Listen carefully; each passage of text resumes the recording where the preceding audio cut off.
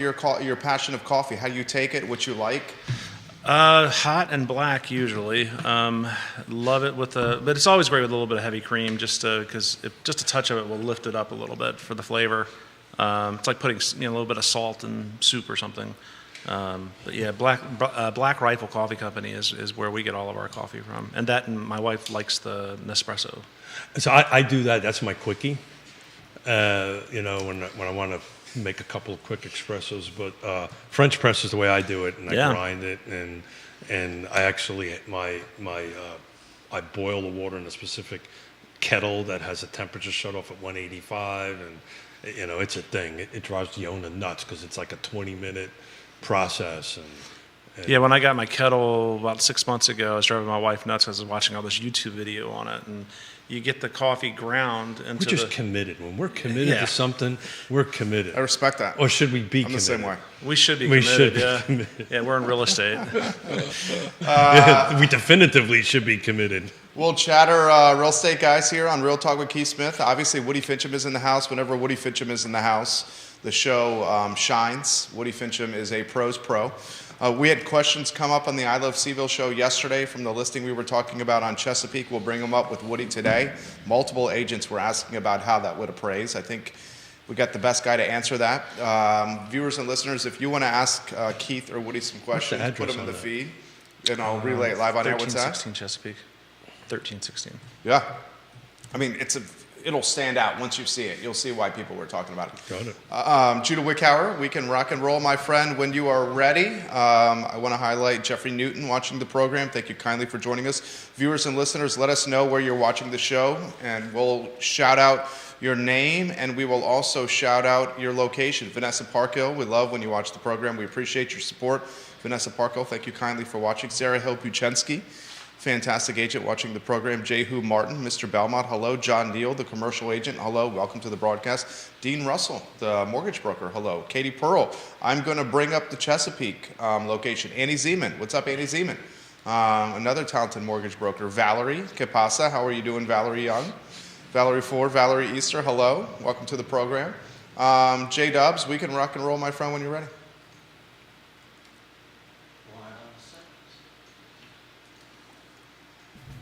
Mr. DM. If you get a mix, have to relay some of your data. Looks like everything's good as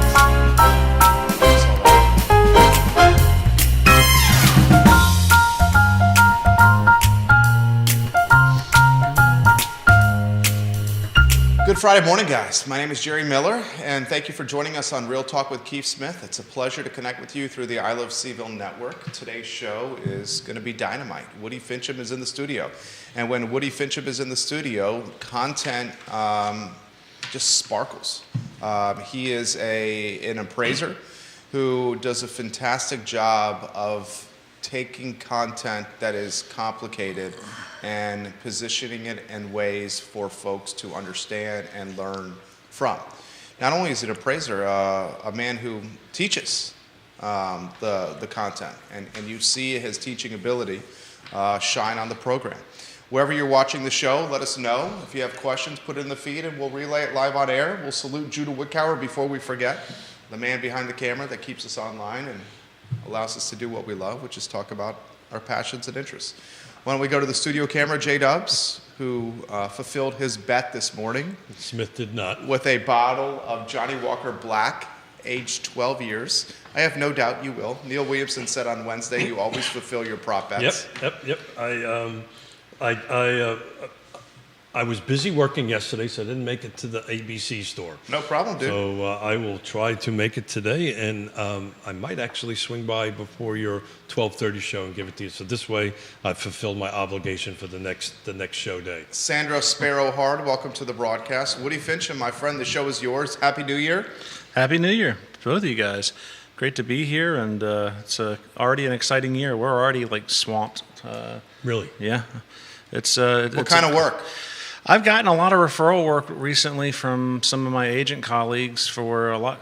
Every bit of it's divorce work, other than some of the regular lender work that we get. But divorces keep happening. Man, I'm waiting for the NAR data to come out in in March. But I think you're going to see, family dynamics changing or family composites changing to be a higher percentage this year than last year. Yeah. That we're seeing a lot of folks with divorce. I just don't know if that's a result of COVID or whatever. But you've got me rocking and rolling on this Chesapeake thing, Jerry, because now I'm taking a deep dive into it. Should we? I mean, I think you have the photos from yesterday, right? Well, Judah?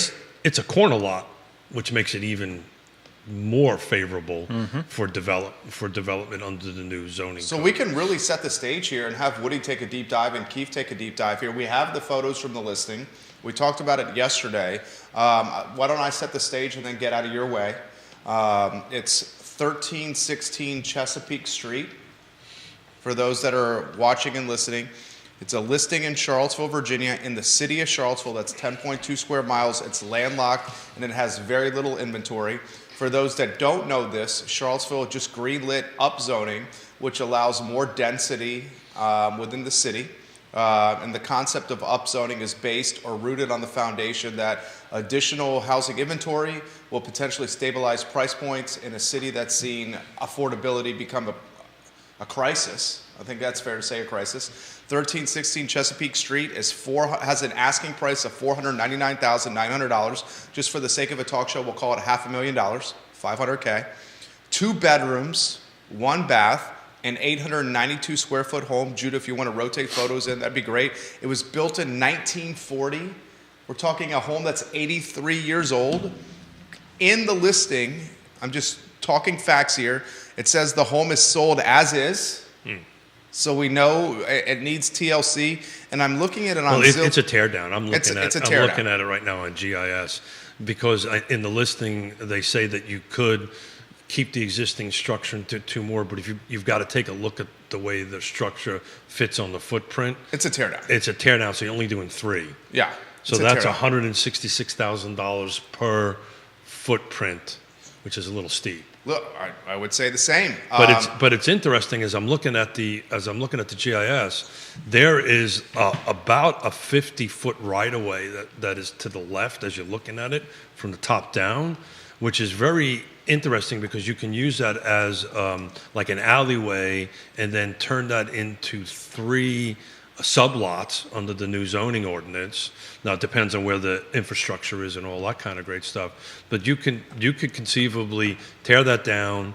I think the asking price is a bit steep, but you can tear that down, put in 3 sublots, and put 3 separate detached units on that. It's, Woody, I'll get out of your way, 6,098 square foot lot. Now, if you're taking a real estate exam, you know that this question's going to be on the test. How many square feet are in an acre? Who's taking that? 43,560 square feet Yes, sir. in an acre. 43,560. That will be on the real estate exam. I'm pretty sure it will be. So appraisal exam, too. 6,098 square feet means this is not even, what is that, an eighth of an acre? Yeah. Something like that. Yeah. I mean, we're talking a postage stamp. Yeah.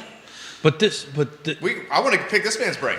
So, Keith, we've got a paper street extension here, it looks like, Yeah, along that right of way. So that's not something you would be able to utilize, potentially. for valuation. Yeah. Yeah, I'm looking at this from a development perspective. So from a real estate appraisal perspective, and really from any type of real estate perspective, whether it's development or whatever, we've got to look at the 4 tests of highest and best use.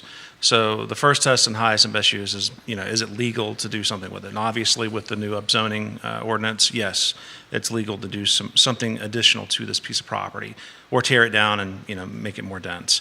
The second test is going to be what's physically possible on the lot. And that's going to be where someone like Keith and an engineer is going to get together and they're going to say, okay, we can get 3 units on here. And they'll allow up to 4 units on it total? No, so I've been looking at this. So it's RA if you keep the existing structure. Which that's why maybe it stays. You physically can't. I'm looking at it. Because you're saying you can't add anything else to You it. physically can't Yeah. add anything else to that because of the particular size of the lot. So again, quick analysis, you're going to have to tear that down. So there's your physical test there. So then we take it back to a vacant lot. It's just going to be dirt ready to be built on then. So then the Correct. next two steps are feasibility, financial feasibility, and then maximally productive. Maximally productive is likely going to be that you build it out to its highest density, which is 3 units. And they won't, I don't think that the city is going to let you subdivide the lot any smaller. So if you want to get 3 units there, you're either going to have one principal unit with 2 ADUs, or you're going to have a condo situation. So they're allowing that's the reason why this right-of-way is so important. They're allowing sublots, right? Now, look, we've got, anybody who's watching and listening, we need to caveat this one particular fact. Sure.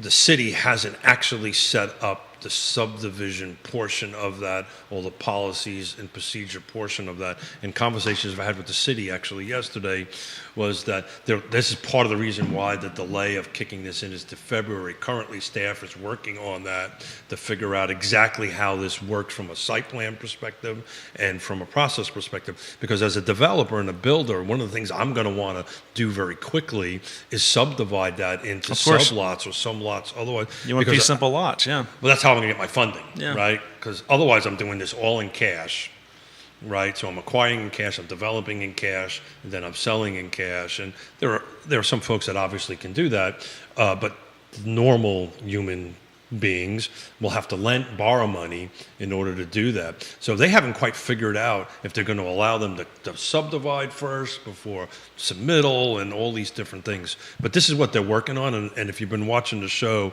I've been talking about this for a while. You know, you've got this left-hand side that says, okay, you can do this by a zoning ordinance. Then you now have, okay, can I actually do it? Right. What is the subdivision? What is the physical kind of thing? I will tell you. Neil Williamson watching the program. Hello, Neil Williamson. Interestingly, the owner is in Texas of this piece of property, not even local. So I will tell you, because I've been looking at parcels quite intently throughout the city. This has got a good potential, because corner lots are a lot more lots that are corners and lots that have access to alleyways will be more developable. Let me have another sip of coffee. Developable than not. And anyway, so this is a great example of taking a deep dive into how this actually will work, but we've got a component we don't know yet, which is actually the policies and procedures and the site plan portion of it, which hopefully will get released by the end of this month. So the other thing we have to look at too here is what that right of way is a big variable here. Value. Yeah. Well, will you be able to get additional access to that side of that lot with that paper street that's there? Because I've done a couple of assignments in Charlottesville where Charlottesville has said absolutely no, you can't touch that land. Yeah. We're not even going to let you put a gravel driveway across it. So if you take a harder look at that, I think the answer is yes, because there's a 16th Street Northeast extension, so there's an actual road that goes through about 50% of that right away.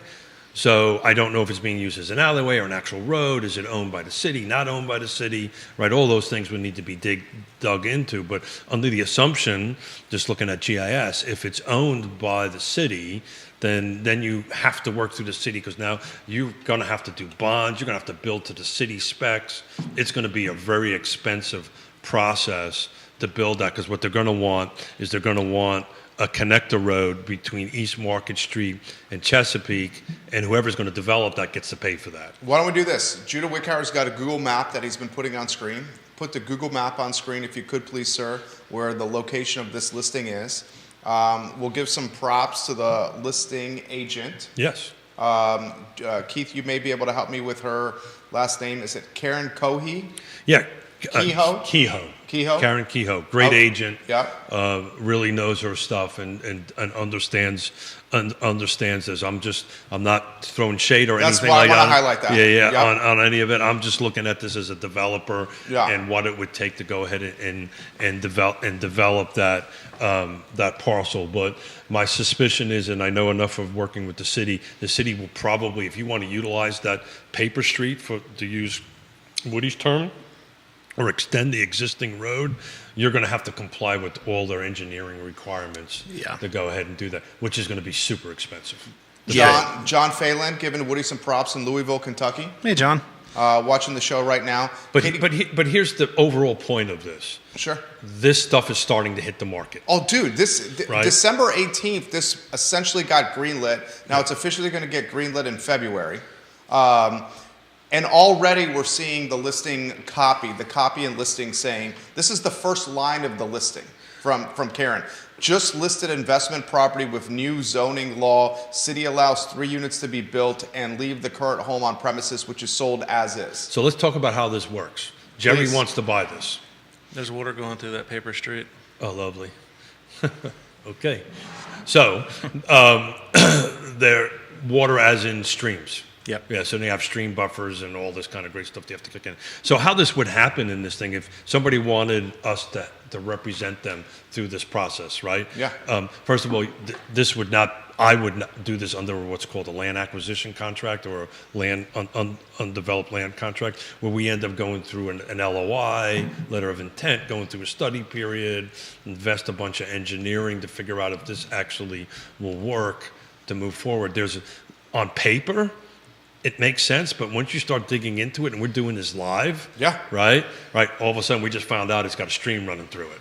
Now, if I've got to build a road through that, now I'm impacting stream impacts and got to go through DEQ, Army Corps of Engineers, all this fun stuff. That becomes that much more expensive. So now you're going to have to start looking at this from a different perspective.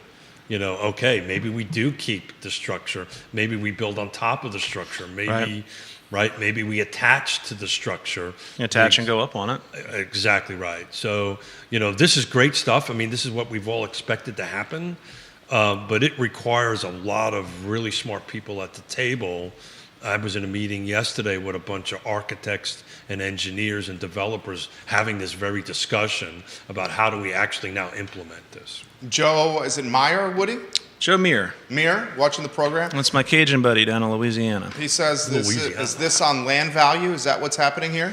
Yes, so Joe, what's happened is Charlottesville's passed an ordinance that's allowing more density to be built.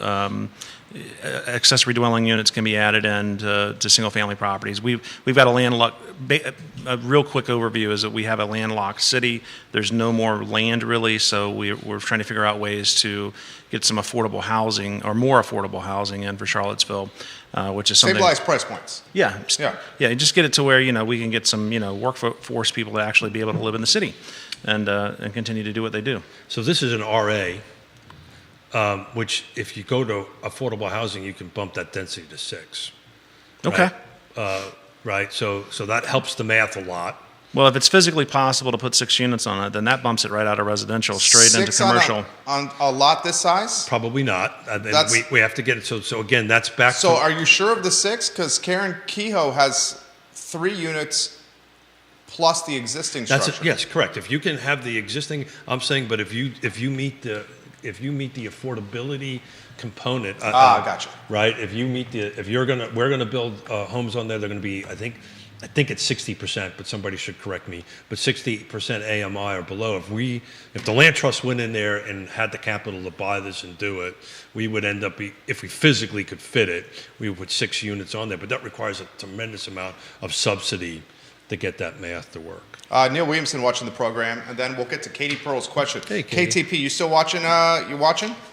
She asked this question yesterday of Woody Fincham, and I want to bring it up with Woody. Oh, she is fantastic. Awesome. How Katie. it's going to appraise, which we talked about in the pre-production. I also want to show Deep Throat's chart that you took a glimpse at prior to the show.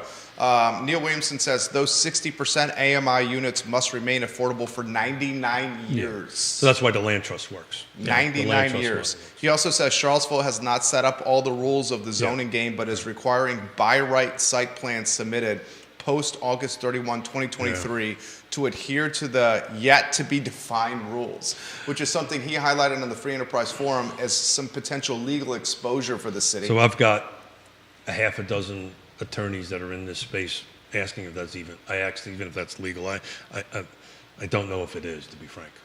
Well, which is what he highlighted. Right. Yeah. I'm going to tag Karen so she knows we're giving her listing some attention and just speaking facts here. How about walk us through how this is appraised? So with the potential of doing something more elevated than just a single-family home there, we, as an appraiser, I've really got, if I'm given this assignment by a lender, I've really got to look at it. And I do two types of highest and best use analysis. I'm going to do a highest and best use analysis as if this property is vacant and it's ready to be built on. So that's where we get into talking about, can we put extra units on it? What's physically possible? The financial feasibility side of it, which is the third test, that's where we look at all the options we have that are both legally and physically possible. And then we sit down and figure out, okay, out of all those options we have that are financially feasible, how do we figure out what's going to be the most productive or the maximally productive use of that property? And that's how we try to value it. So let me ask you a question. So I put a contract, just hypothetically, we put a contract in on this. We do a 120, whatever, 90, 120, 180, whatever it is, study period on it. Right. I invest the money, hire ship engineering, right? Hire the surveyors, go through the process and actually creating a preliminary plan for this development of this property on it, get some sort of preliminary blessing from the city, right? We're after February now on that. And I hand you, I say, okay, Woody, they're asking $500,000 for it. This is what they say I can build. Does that help you assess future development value? Does that help you at all? So we're doing an as-is value. We can do a potential value down based upon any type of plan that's put together, but it would have to be something that's put together pretty tightly already. It can't be very speculative. It would need to be approved by the city. The city would need to say, yes, we would approve this, or we have approved well, it. we can make it hypothetical to whatever situation applies. Because I think that's the only way that's going to work, Yeah. right? The way Yeah. this development is going to work, unless you're using cash to get money, because I'm going to need you to look at this Yep. and say, okay, under this assumption, it's worth X. Most of the properties like this in this situation, at least for the short term, are probably going to be cash purchases. I would agree. Because this is very speculative still. A bank, banks are risk adverse. Yeah. They don't want to put money into something that they know they're going to take back. Particularly something that may be ambiguous at best right now. And what that does is that limits the pool of buyers. It does. It does. And, the pricing on this has got to work out in a way that where, the price per unit for the land will work out in the end. So, Well, again, based on the RA, you could put 6 at 60%, but here's the reality of it. In order to hit 60% the sale price, and I know this as the chair of the land trust, I can't exceed 200. yeah, I haven't done Probably closer to 175. I haven't done the math, but I doubt seriously that a highest and best use analysis would come out saying that that affordable housing would be the best bet for a maximally productive return or return on investment. So I've got a meeting with the chief financial officer of PHA and Land Trust to look at this very analysis this afternoon. There's social value to it for sure, but social market value is a different thing. That's exactly right. But to go ahead and acquire, develop, and build just on a quick back of a card thing, this is about a $350 per unit cost, $350,000. roughly. So you're talking Acquisition. Let's just say, for the sake of a talk show, $500,000 for the land, and then you're saying 350 times 4. So you're saying $1.4 million. No, it's not times 4. I'm tearing the building down to do 3. So you're saying 350 for 3 total. So it's $1,050,000. $350,000 per unit. That's Okay. that's $1.5 million right there. Yeah. I mean, that's a good chunk of change Yeah, And for 3 residential units. for 3 residential yeah. units. And do you think that's... Well, that math works the same as for 3 or 6 per unit, right? It's roughly the same. Sure. Like the cost of construction for a townhome and this thing of the detached is pretty darn close. The point I'm trying to make as far as the land trust is concerned, right? If it's 350 and we're trying to sell them at 150 to get to that 60%, Doesn't work. It doesn't. Somebody's got to come up with the math difference just to break even. Right. So do you see this being a speculator or an investor that's going to choose to rent the properties moving forward, or choose to sell the properties moving forward? Or somebody's got 1031 exchange that wants to just say, I'll pay you $500,000. I'll just sit on it for a couple of years, right? And wait for the zoning ordinances to kind of get a little bit better, to kind of weed. Because what'll happen over time, it'll just kind of like a really good Neil's second profession, a really good bottle of wine. As it ages, it gets a little bit better. That's what's going to happen with the zoning ordinance. As it ages, it'll get a little bit better. They'll work through some of the kinks, because nobody really knows how this is going to work out. The only way this is ever going to get figured out is somebody's actually got to do it and work together with the city to run through the hiccups that on it. Do you have the chart that Deep Throat sent you? What are you seeing it? Can you DM that to? Are you on Facebook, Keith? I am not on Facebook. Can I you don't get look on Facebook on the? My ADD will not allow me to focus on that, but just email it to me. But could you get an email? Yeah, sure. Yeah. Could you email that chart to Keith, and email it to Woody? And then, Give me the overall with the charts. well, I'm hoping the pro over here, Woody's going to give a review of the chart. If you could email to both gentlemen so they could see it, and then we can put this on screen, and then have the professor Woody Fincham here give us the nitty gritty of this chart, which I try to do, but I'm not of your expertise or skill set here, Woody Fincham. I'm happily able to slide my computer over while we wait if you'd like to see that as well. Yeah, whatever works for you guys. Yeah, It's fine. we can do that. But here. what is Deep Throat's position? What's his What he's done is he's done a comparison between here's years 2010 through Oh, yeah, got 15, 2016 to 22, and then 2023. Got it. The orange here is grade D dwellings. So they're the lower grade. Yeah. So that's what the subject property that we're talking about would fall into. So in this period of time, this is how much less it was worth with that improvement compared to the other A, B, and C's. But now look at it, it's completely inverted. It inverted. It Well, inverted that here. may tie into some of my data that I did. Thank you. And that's in their inboxes, and Yep, you can thank put you. that on screen as well. So, Woody, professor, break down what this is here. Let me get it on my screen so I'm actually talking the same nuts and bolts here. And like any email, it takes a couple seconds to go through. Yeah, it's a graphic. So, and we're talking coffee at the beginning. I just got to notice that my Black Rifle just got delivered at home. So There you go, buddy. Fantastic.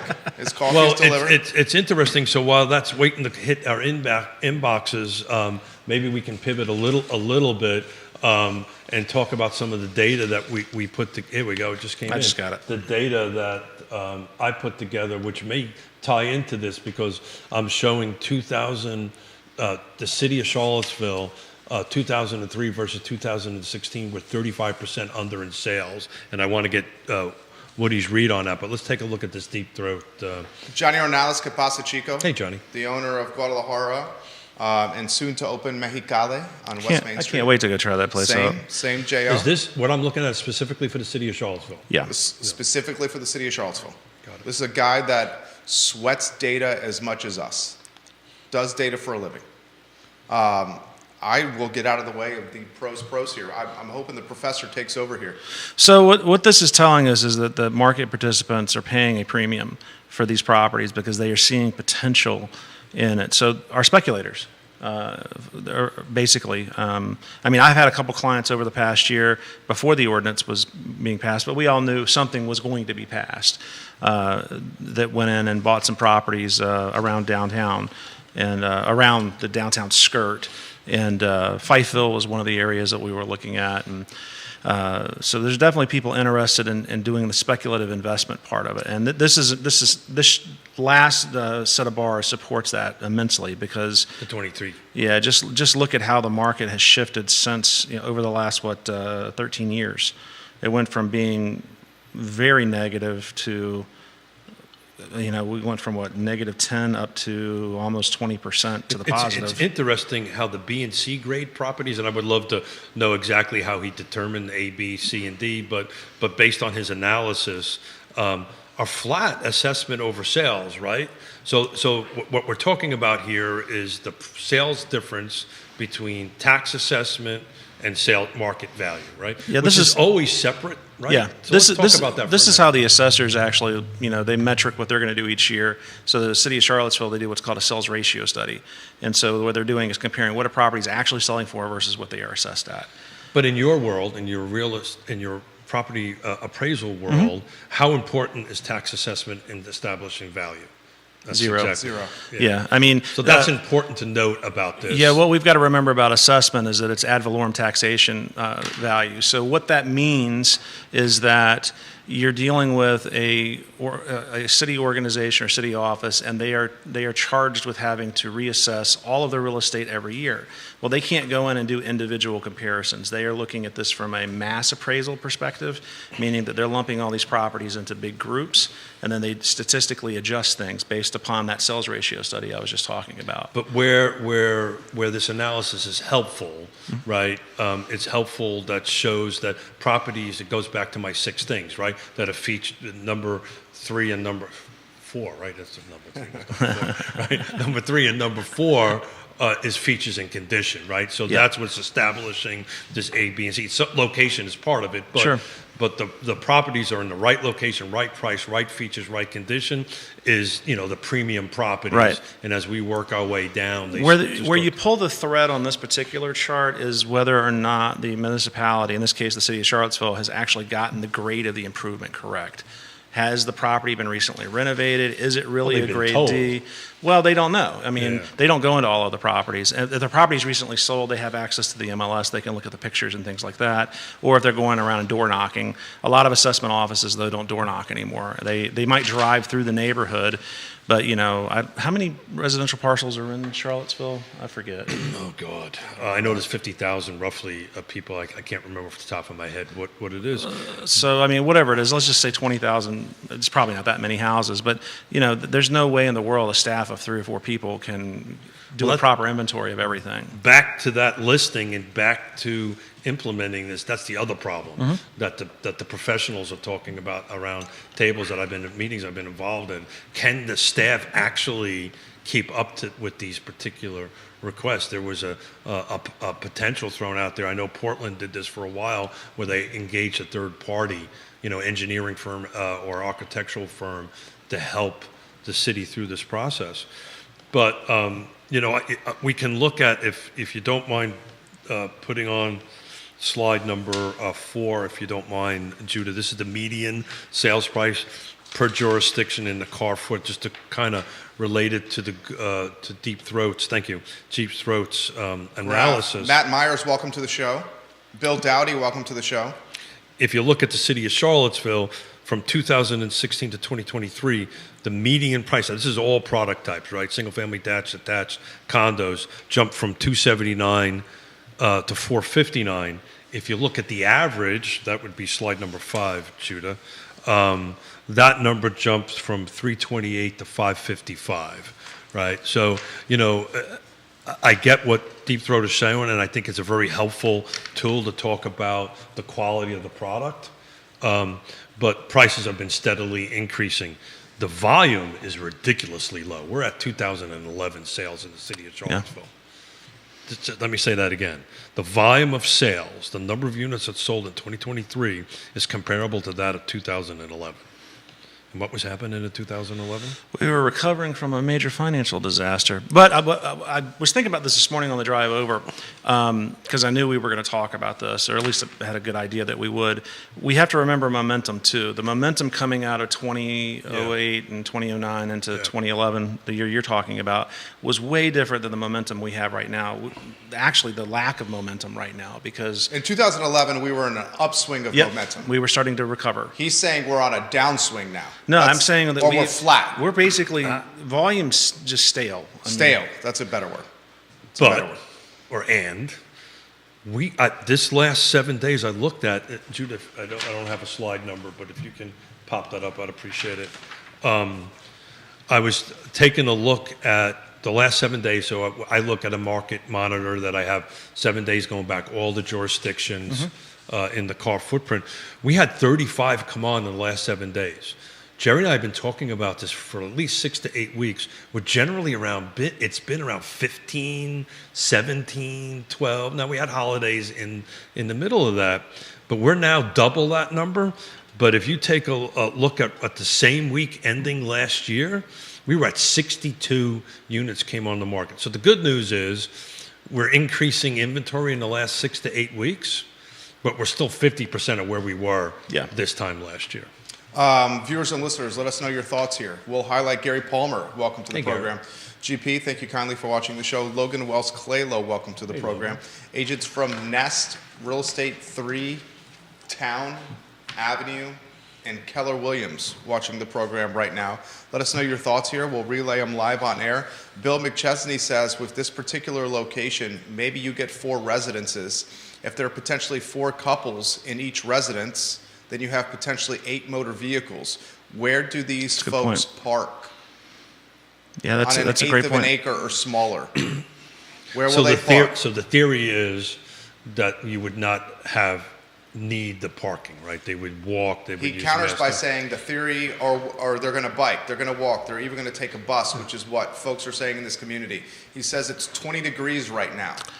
You know, Who's going to do that? I'm going to be a little bit of a pot stirrer here. Okay. For us to assume that we're going to attract a demographic that are going to walk or bike or otherwise commute in such a manner, I think is very pretentious of us. Very presumptuous. Yeah, I mean, well, it's pretentious too in the sense that we're thinking that the only group of people that are really going to fall into that are usually going to be people that are buying more expensive real estate.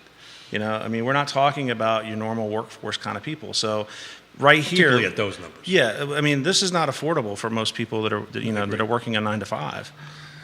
And I it's totally agree with what you just said. But I see your wife's face in my head every time you It's do actually that. his daughter. It's my His daughter. It's Oh, my is it? daughter. Yeah. My daughter, who has a master's degree in elementary education, is actually trying to increase my education level, which is about kindergarten level. That's what you get for paying for school. That's what I get for paying for the school. Thank you. I appreciate that, Woody. But if Neil's still watching, he can pull the data on it because I don't have it at the tip of my fingers. But if you start taking a look at Minneapolis, Portland, all the areas that actually did this, that abolished or removed the parking requirements, it really didn't become a huge issue. Parking didn't become a big issue in that because they. But Virginia's a different place. So though. different. Yeah. I don't think they're comparing apples to apples there, especially with and I'm not trying to throw shade here, our public transportation system, I wouldn't say is the most robust or consistent definitive. or approachable. I'm just saying statistically, it wasn't that big of a deal. Now, here's the other problem with parking. Let's just look at a development side of it. It's expensive. Mm-hmm. To build a parking space is super expensive. So the question the philosophical question is, do I spend money to build units for people to live in, and they have to figure out how to commute? Now, I grew up in the city, right? I grew up where, you had to fight for a parking spot, right? And it was a thing. And you, as you were a kid coming home, your dad kicked you out of the car to hold a parking spot, and you had to fight off the gang members so there was a parking spot. So I come from a different world and a different understanding of that. But I was also in New York City, and I could hop on a subway, I can hop on a bus or walk a couple of blocks and get whatever I wanted. So to your point, mass transit has to catch up with it. I think you're going to see one parking spot per unit because that's what the market's going to want. And that goes back to, I don't think you're going to fit any more than 3 on this parcel, right? Because you're going to have to give at least a parking spot on site. You're saying to be able to sell them, you will. That's exactly right. And has anyone, and I know the answer to the panel, I know their answer to this question I'm going to ask. Has anyone been in Belmont on a Friday night when all the restaurants are popping and seen what's happened to the side So streets? there's a reason I go at 4:30 to get a parking spot for the bar to open up, Tavola open up at 5, because I get a parking spot. Yeah, I'm doing the old folk blue plate special anytime I go over there. I'm going early. I'm not going later. Well, that's the trick. At 8:30, 9 o'clock, people are blocking driveways Yeah. on the side streets of Belmont with their vehicles. Yep. And it's a real issue, and it has to be worked through. Back to this rezoning rewrite. And I love your read on this. Look, I don't think you're going to see a lot of multifamily projects happen out of this for 2 reasons. One is it's pretty laborious to go through what's required. But secondly, the funding side of multifamily is evaporating. Yeah. Unless you're doing it in cash nationwide, right? And there's not a lot of lenders out there to do multifamily lending because nationwide we're overbuilding on multifamily units, and that's going to impact us here. Not that we don't need it. It's just you're not going to get the funding to go ahead and Well, build. the decisions made on the lender level is made at a national That's level. It's exactly never right. made at a local level. That's I mean, exactly right. our market here is ripe for multifamily because we have a demand for it, and I think we'll continue to have a demand for it for a while.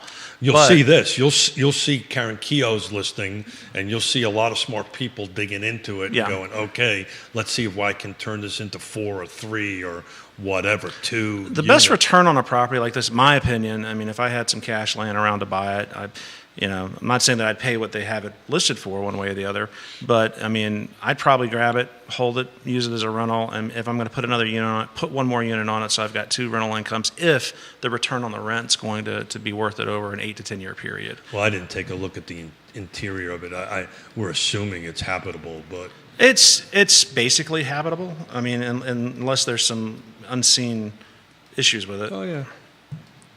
Mitchell Kapoluas. Mitch he's in Louisiana too. I don't know how to pronounce his last name. Mass appraisals aren't true market value. I was privy to a review process this past year and saw up close just how the parish county appraisers made their adjustments. Is his comment. Yeah. He's leaving in the feed. Yeah, they do it a little differently down there because they're governed by parish law versus what we're governed by up here, which is our Commonwealth law and Old English law. I'm probably saying that wrong. I'm sure with all the great attorneys we have out there, they're going to let me know I said something wrong there. But the way we do it here in Virginia is going to be different than how they do it down there. But yeah, he's right. I mean, having worked in the assessor's office for 6 years, I can tell you that the way they do things is based off of ratio studies and making percentage adjustments here and there. They don't really get into it the same way a fee appraiser would get into it. Neil Williamson, apples and oranges. Much of Minneapolis development was transit-oriented development. For what it's worth, light rail is still not the solution. And he shares a link to the Free Enterprise Forum. You'll never hear me say this often, but I disagree with Neil immensely here. You can't say apples and oranges with Minneapolis. That is Prince's hometown. It has to be plums because it's purple. Woody. Well done, Judah Woody. laughed at Well done, That's Woody. the funniest thing Woody has said on the show right But- there. That but was there- hilarious. But He there, deadpanned it too. there are smaller jurisdictions to look out west that did this, 50,000, 25,000 that dropped out. And at some future show, I've got the reports. I just can't recite the numbers off the top of my head. It did not seem to slow down the actual development. But I can see from a market scenario, if I was going to buy that and put 3 units on there and we were going to not do it affordable, we're going to do market rate, I've got to be able to park 1 vehicle on property somehow. And that may limit the number of units from 3 to 2. Neil Williamson to Woody. Neil, this is hilarious. For Woody, somebody get him a raspberry beret. Neil, you got Judah laughing in the studio over here. Williamson, well played, Neil. Viewers and listeners, let us know your thoughts. We will get to your questions here, but we're sticking with Chesapeake for a little while longer. It's clearly got some traction with the audience. Gavin Sherwood, one of Yes Realty Partners' finest, watching the show right Gavin. now. We love you, Gavin. Anytime you want to come back on, give us a holler. Go ahead, Keith. So I think from a short-term solution on it, if I have a buyer who's looking for a 1031 exchange, I just looked through some of the pictures. I know enough about construction and building that I can look at pictures and figure out what needs to be done in there. You can invest a few bucks in it, rent it to Woody's point, and then wait for the zoning ordinance and the site plan ordinances over time to kind of be fine-tuned, because you're going to see stuff drop in and drop out over the next 12 to 24 months to fine-tune it. It happened in Portland, it happened in Minneapolis, it happened in all these other jurisdictions. Once they adopted these type of zoning rewrites, they ended up getting tweaked, to use the former mayor Lloyd Stook's technical term on it. But if you're not worried about cash flow and you want to buy it and sit on it, that would make sense. I love it. Let us know your thoughts, guys. I will get to the question for Woody on his thoughts on what to expect in 2024. I see a version of that question on 3 different Facebook pages for you. That's pretty status quo for most shows, right? I think we're going to keep doing what we've been doing. I mean, 2024. Unless we have a major economic issue at the national, international level, I don't see anything changing much. If rates do drop, demand's going to go up because buying power will increase for the consumer. It's going to make the consumer more competitive, which means prices will go up even faster. I don't see much inventory or more inventory coming onto the market. We've still got a lot of folks like myself. I've got a sub 3% mortgage. I'm not selling that property. And the house works for you. There's no need to move out of it, right? Yeah, I mean, the missus, she's still recovering from her medical issues, so getting up and down the steps isn't as easy as it used to be for her. I've been talking to her. Maybe we might want to go to a ranch, but we might look at something. But we're going to keep that property. I mean, there's no way. Totally. If I can rent that out, I'll make money hand over fist on it. Which only impacts the lack of inventory more, right? Right. Because people, I mean, I just helped a client. 2 clients closed 2 new construction townhomes last month, and that's the exact conversation, right? They're going to stay in it for a couple of years, wait for their first child to come because they're newly married, and then after that they're going to keep that as a rental and move into something else. Yeah. So that will not come onto inventory. Real quickly, I have to apologize to Mrs. Fincham. She's just messaged me to let me know in caps and exclamation points that she's not moving. So She's not moving. Boss is talking right there. It's funny. We should all get together because in my household, Yona wants to move and I don't. And it looks like it's the opposite in the Fincham household. I want to pick your brain for a second. Yeah. Judah, can you put slide 3 on, please? So this is car footprint 2023, single-family detached, single-family attached, condos, new construction, existing. This is everything in all of the jurisdictions broken down into 3-year blocks, 23, 2019, and 2016. Take a look at Louisa. Louisa's like the rock star, and I'd love you to tell me why you think that's the case. Louisa was 596 units sold, and in 2016 it was 324. That's a 45% increase in volume of sales. I didn't expect to see that when I did these numbers.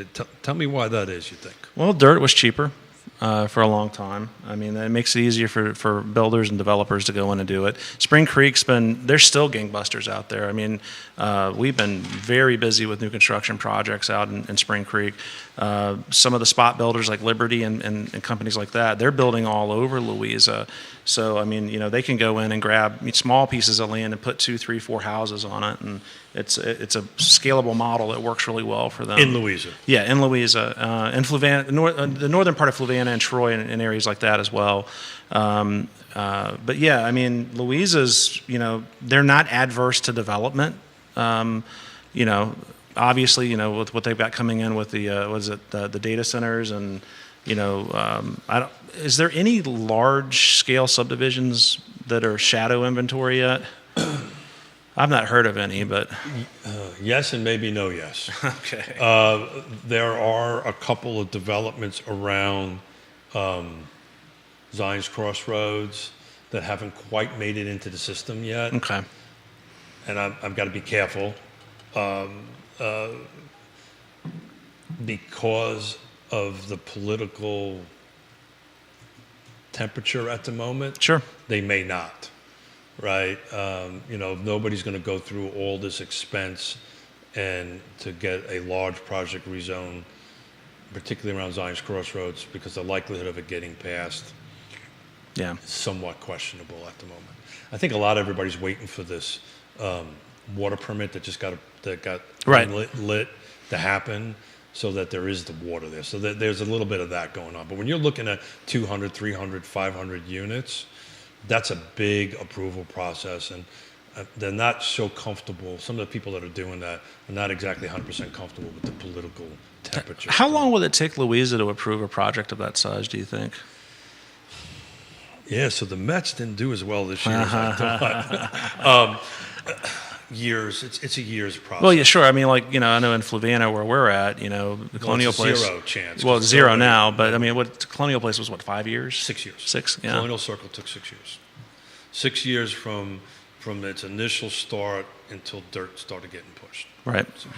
Mustache Dan Pettit says, I guess most buyers that in 2024 who qualify for up to $350,000 will either have to rent or have to drive 40 miles to work because that doesn't exist around here. He also highlights if you do that, you erode the savings with the depreciation on your car and you spend a lot of money on gas and time getting to and from work.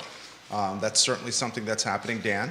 I believe he's in La Jolla right now with much warmer climate. Dan, I woke up to 14-degree weather here this particular morning. If somebody would Google it, I don't know it off the top of my head, but there's a great app that you can actually put in your miles of how much you're driving extra in your mortgage rate and yada, yada, yada. And it tells you how much extra to drive, an extra 20 minutes, an extra 30 minutes. Right. You put your vehicle type in it, how old it is, how much you're paying for fuel, so forth and so on. And it spits out that if you travel another 25 miles, it costs you X dollars.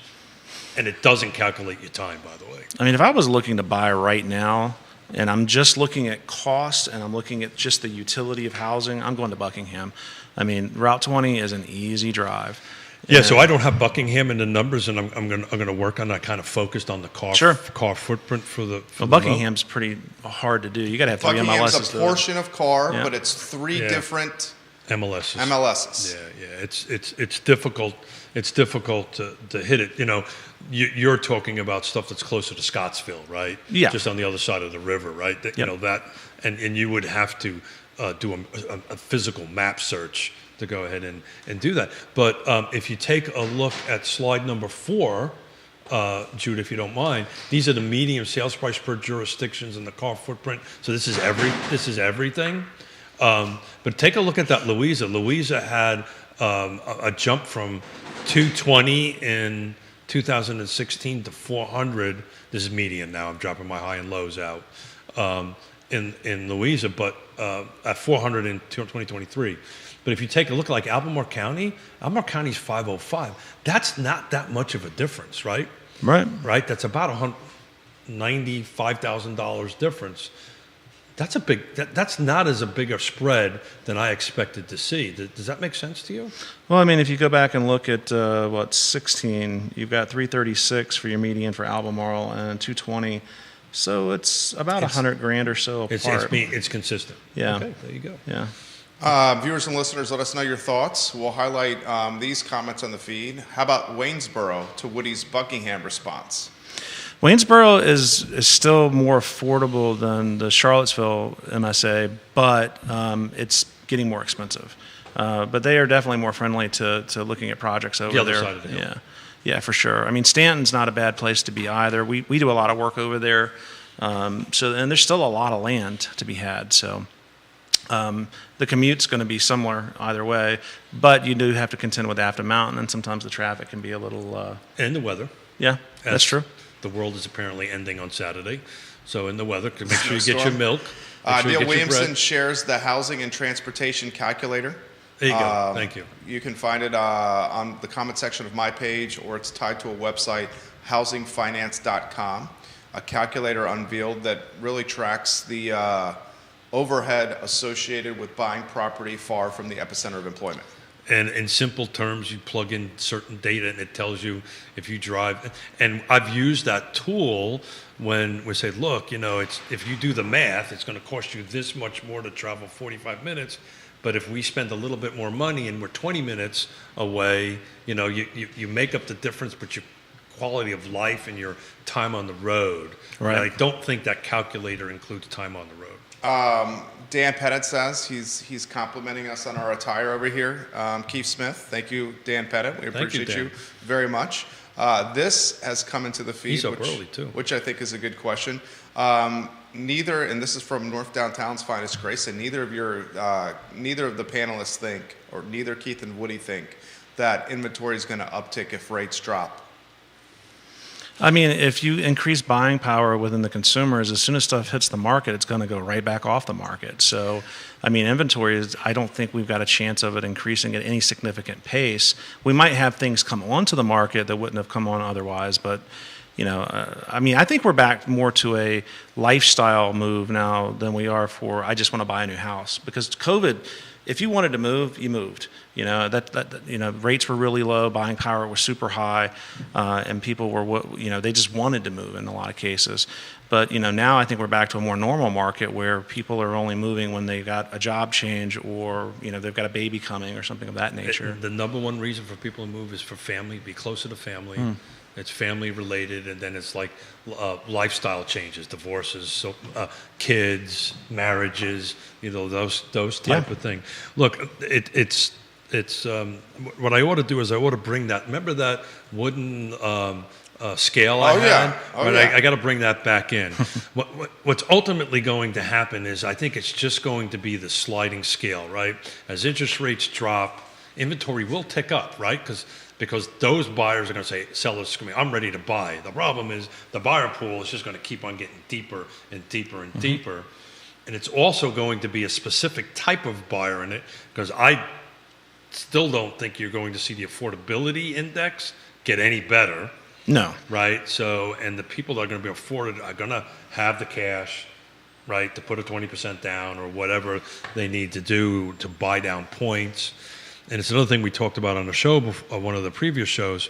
We're looking at all these great interest rates, but that's for perfect credit score. That's like for 760, 740 and up. If you start going lower than that, that's why if you really want to get in the market, you better double check your credit score and see if you can fix that a little bit if it needs fixing on it. When you start going down to these lower things, they're like a point higher. Yeah. So credit score is super important. Oh, for sure. I mean, it shrinks your ability to purchase big time.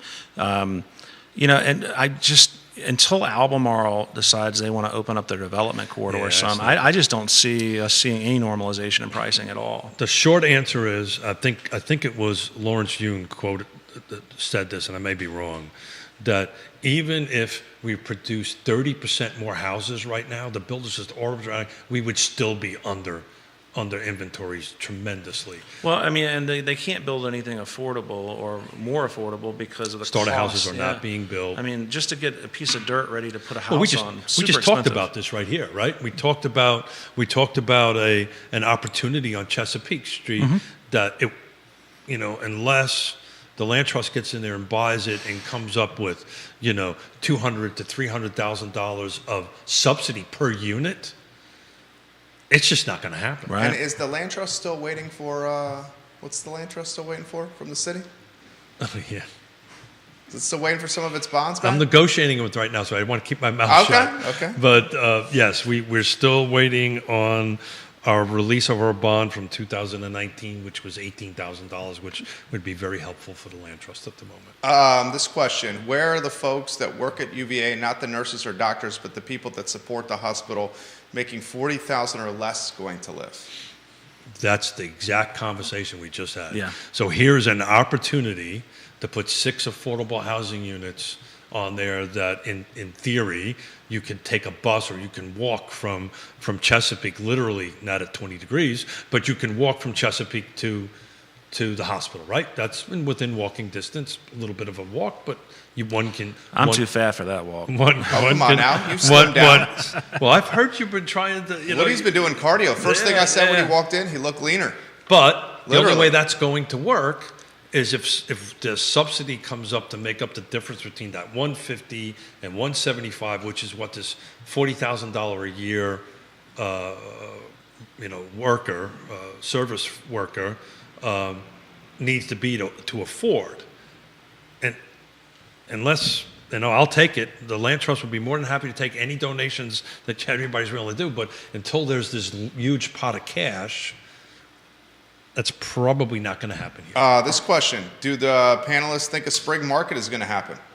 It's already happening. Yeah, you're going to see an uptick as far as transactions go, I think. I mean, it's common for any year. Even when we were in the financial issues that we were dealing with in 09, 10, and 11, the spring market was still, going into the summer market, was always our stronger market for the year. Though it's anemic at 35 the last week on new units that hit the market, that's new inventory, right? So it's double what it's been for the last 6 to 8 weeks. It's still 50% under the same week a year ago, right? So we've got a long way to go. I honestly believe somehow or another we need to build our way out of it. I don't think this the jurisdictions around the city in Albemarle are going to allow Neither do I. any more developments to come in. No. You might see it on the other side of the hill, right? On it.